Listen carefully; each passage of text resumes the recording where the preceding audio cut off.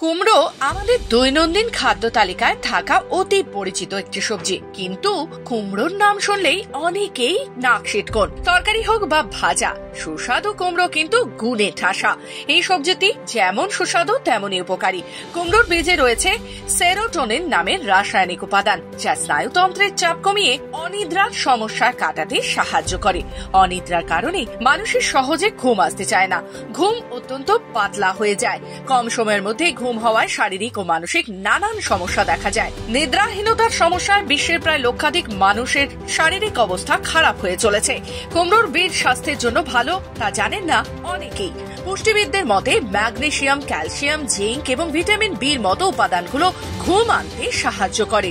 শরীরে এই উপাদানগুলোর অভাব হলে ঘুমের সমস্যা শুরু হয়। সেরোটোনিন ও মেলাটোনিনের মতো হরমোনের অভাবে অনিদ্রার সমস্যা শুরু হয়। এই বীজে সেরোটোনিন নামের রাসায়নিক উপাদান থাকে, যা আমাদের স্নায়ুতন্ত্রের চাপ কমিয়ে অনিদ্রার সমস্যা দূর করতে সহায়তা করে। একজন সুস্থ এবং প্রাপ্তবয়স্ক মানুষ দিনে 28 থেকে 30 গ্রাম কুমড়ো বীজ খেতে পারেন, তাহলে কুমড়োর বীজই এবার আপনার ঘুম আনতে সাহায্য করবে।